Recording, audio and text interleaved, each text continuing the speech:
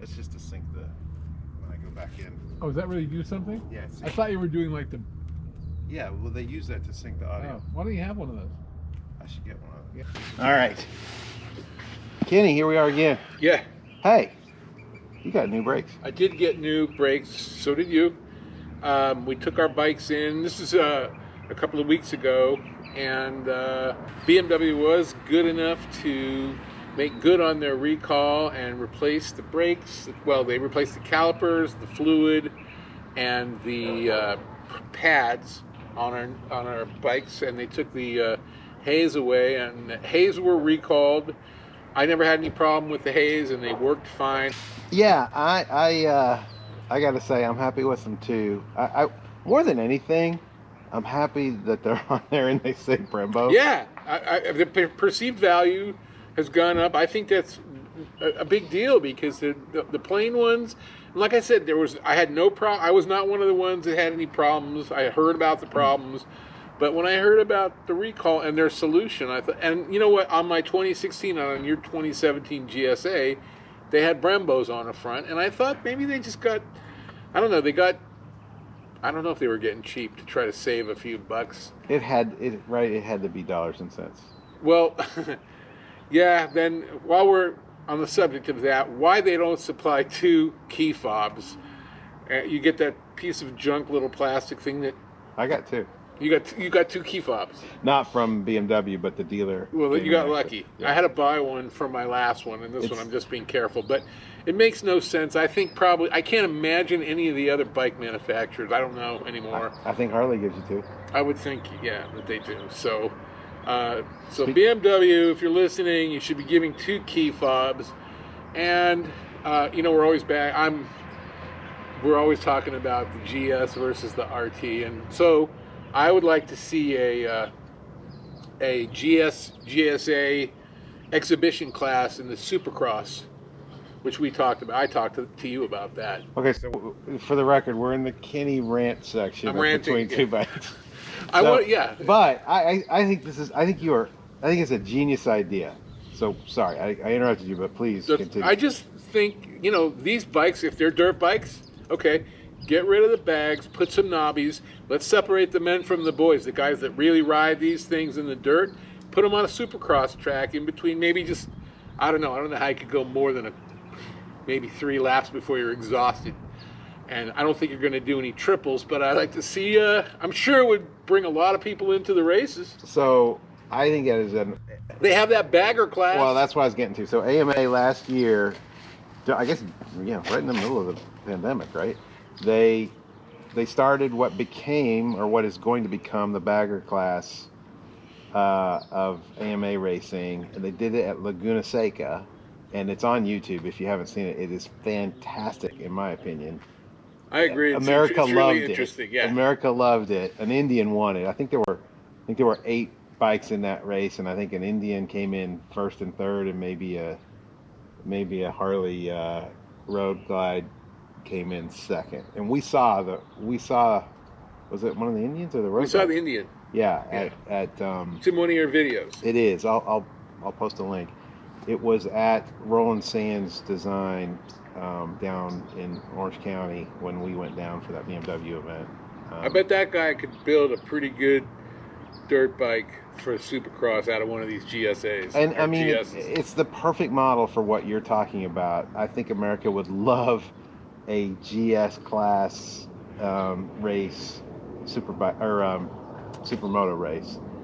And I wouldn't be surprised if somebody isn't thinking about that. It's so obvious. Yeah, I mean, I give you credit. I think it's a great idea.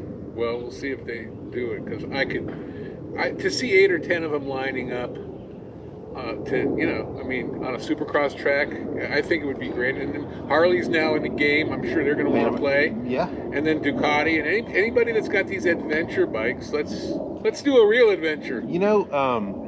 Somebody told me in the middle of the summer, I think in July, there's going to be an adventure bike rally at Sturgis. Yeah, I don't watch Supercross regularly, but I would tune in to watch a GS race. That'd be awesome. Cool, man. Okay, my favorite thing about these new brakes is that they say Brembo. I guess my second favorite thing is, performance-wise, They seem to be no different than the Haze, and I liked the way the Haze performed. And to be honest, you know, mine didn't seem to seep brake fluid the way some apparently do. And I guess my third favorite thing about these is aesthetically, I actually think they're prettier than the Haze were. The Haze were, you know, a kind of a block design. These are sculpted. You know, I think the curves are really nice on them. Of course, they replaced gold calipers for gold calipers on both of our bikes. These are monoblock Brembo, so I think they're actually better than what was on my 2017 and your 2016. I don't think those were monoblocks. I could be wrong. I think they look great. There's, you know, the brand value is there. I Yep. mean, if I saw Haze across, you'd have to have a pretty good graphic, but that's a pretty famous logo that Brembo has, and I'm thank you BMW for doing that. Yeah, for making it right. And if you haven't got it done, you know, there's a recall if you don't know. So BMW gets a bad rap from some over, you know, reliability, and they're too complicated and lots, you know, it's expensive to repair. But I will give BMW Motorrad credit. If there is a safety issue, they don't hesitate to issue a recall, and they've done it numerous times. And I appreciate that they did this. And I'm sure it cost them a lot to do.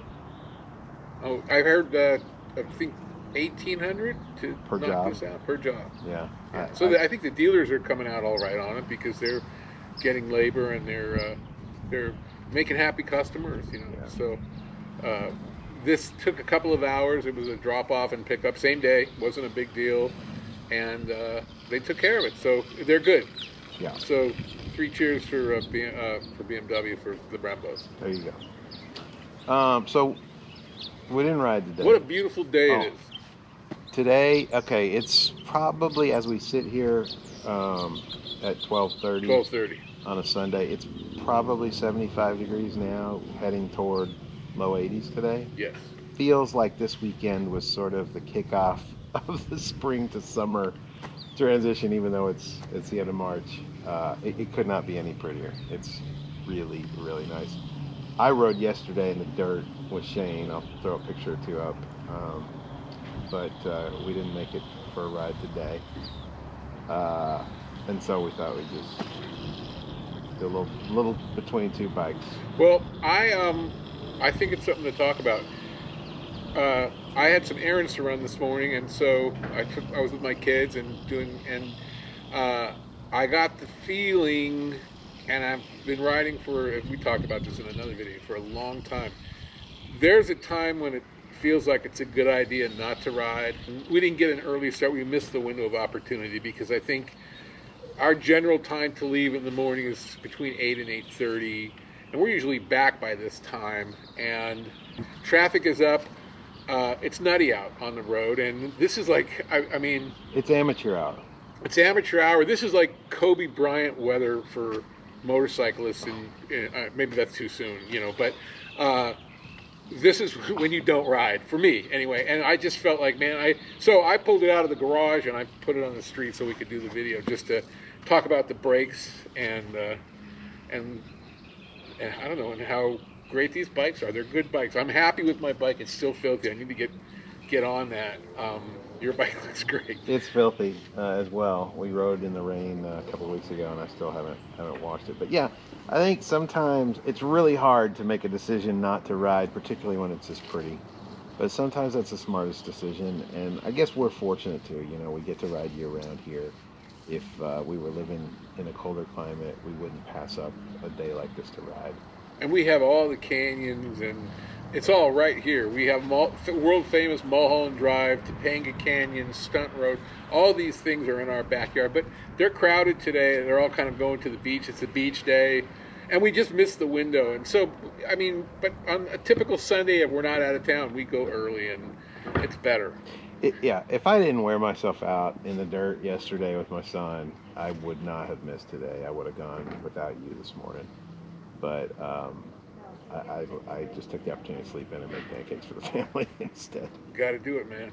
Balance is everything. Balance is everything, and they put up with my riding and being gone a bit, and so it's nice to spend some time with them too, for sure. So, a lot of people on the other video have kind of inquired about these chairs. This is from REI, and on a good day I'm 260, and I haven't broken it, so... Well, and the amazing thing is it folds into a pack. Yes. Literally this big, so it fits in your saddlebag. Great to take camping, or I think you have that in your saddlebag all the time. I keep it, yeah. But, I started to do it when we were going out and there was nowhere to stop and eat. You couldn't sit anywhere because of COVID. Everything was closed for dining, and we get our food to go, and we have chairs. Yeah. So we don't have to be, sitting on the curb or whatever. And it takes a second to set them up, and it's a great little thing. And this thing I think weighs 1.5 pounds or something. It's not a lot. No. I will throw a couple of links in the description. Kenny's got the REI version. I've got the knockoff version. I think we said this in the last attempted video, which is if any of you subscribe to Jed's channel, if you don't subscribe, you should subscribe to it and look at his videos. He's got a lot of good content on there. He's a good person, interesting, smart, and funny. So subscribe, and you have friends here then in Los Angeles. So if you ever get here and you rent one of those bikes, we'll show you the canyons. You better be able to ride. Or if you ride your own. What's that? Or if you ride your own here. Oh, ride here, yeah. So we're happy to oblige. Let's see what happens with that. So No, that'd be awesome. People always say it, right? If you're in LA, look me up. We'll go for a ride.